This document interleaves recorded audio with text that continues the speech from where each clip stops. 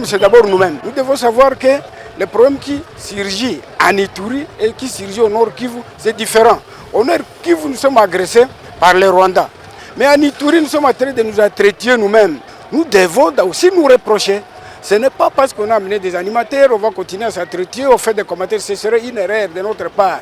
J'ai le message à mes frères et mes sœurs de ne pas être contents de voir que leurs frères sont en train de mourir parce qu'ils ont pris des armes.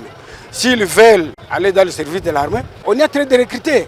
On les recrute, qu'ils puissent venir défendre la République.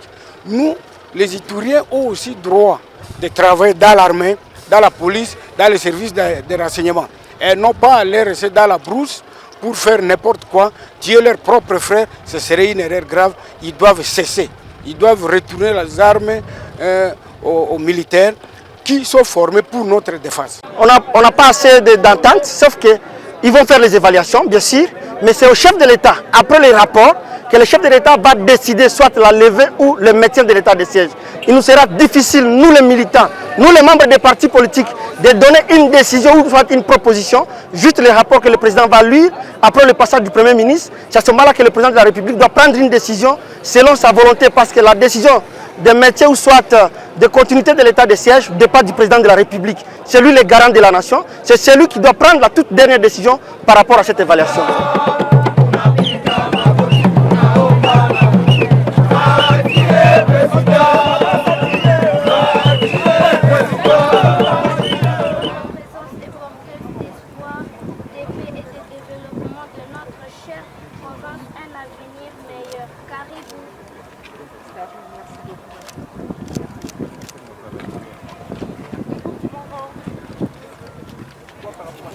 Alors notre attente exactement, c'est qu'elle donne solution à tout ce que nous attendons ici à Ituri.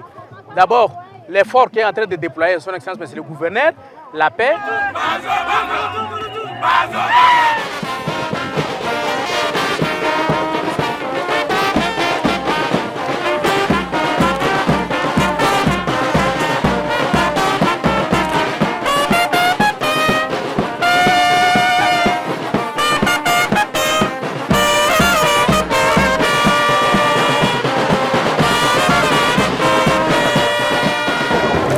D'abord, c'est un plaisir pour moi de fouler de nouveau la terre de Bunia, parce qu'il fut une époque où je venais souvent. Maintenant, en tant que première ministre, c'est la première fois. Après une étape que je viens de faire à Goma, parce que le chef de l'État nous a demandé, à la suite de l'ordonnance qu'il avait signée l'année dernière, en 2023, sur les mesures d'atténuation, de requalification de l'état de siège, de venir faire le point de situation et voir si, tenant compte de la situation actuelle, on garde le statu quo ou bien s'il faut revoir les choses. Donc c'est pour ça que je suis venu accompagné de représentants, de députés nationaux, ainsi que des sénateurs, membres de la commission défense et sécurité, ainsi que de quelques membres du gouvernement qui m'accompagnent, et nous allons pouvoir rencontrer les forces vives de l'Ituri. Et sur cette base-là, d'abord on va commencer avec le gouverneur militaire, on rencontrera probablement le conseil provincial de sécurité et toutes les forces vives de l'Ituri, et sur cette base-là nous pourrons faire des recommandations au chef de l'État. Merci. Merci beaucoup. Merci.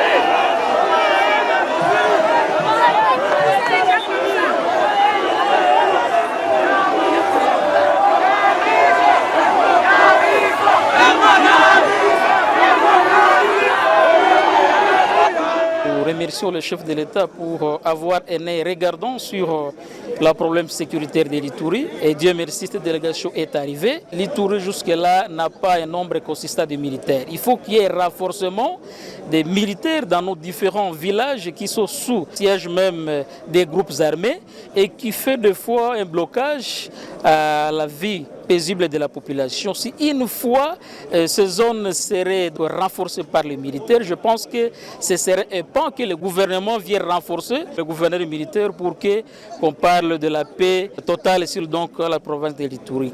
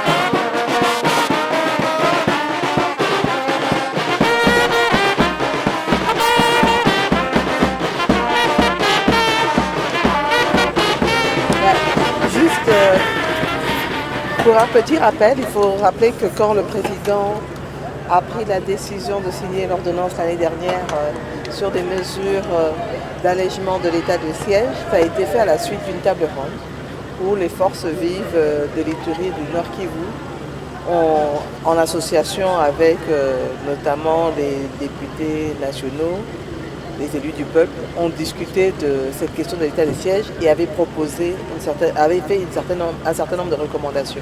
Donc c'est sur cette base-là qu'il y a eu cette ordonnance-là. Maintenant donc, le président de la République nous a donné l'instruction de venir et de pouvoir faire le point de situation. Aujourd'hui, on est en 2024, on est pratiquement à la fin de l'année. Qu'est-ce qui a pu être fait effectivement? Quelles sont les avancées? Quelles sont les forces, quelles sont les faiblesses, raison pour laquelle il était important que nous puissions, avec la délégation qui m'accompagne et qui est constituée de représentants, de députés nationaux, sénateurs en majorité faisant partie de la commission défense et sécurité et quelques membres du gouvernement, de pouvoir rencontrer les forces vives, les différentes parties prenantes, que ce soit en termes d'autorité provinciale, que ce soit les élus provinciaux, la société civile, donc vraiment toutes les forces vives pour faire le point de situation avec eux. Parce qu'il est important de les entendre. Aujourd'hui, ce que nous voulons, le chef de l'État souhaite, c'est ramener la paix et la sécurité. Et il est important maintenant de voir comment on va le faire, tenant compte du contexte respectif et du Nord Kivu et de l'Ituri. Les contextes ne sont pas les mêmes. Donc je ne vais pas revenir sur ces contextes-là, mais c'était important de pouvoir faire ces consultations-là, de surtout écouter les gens. Maintenant que nous avons fait ça, nous rentrons sur Kinshasa, nous allons faire le débriefing entre nous, les membres de la mission, et nous allons pouvoir faire des recommandations au chef de l'État. Et je pense que c'est à ce moment-là, quand le chef de l'État prendra sa décision, que vous serez vraiment la quintessence de tout ce qui a pu ressortir de ces consultations. Merci à vous.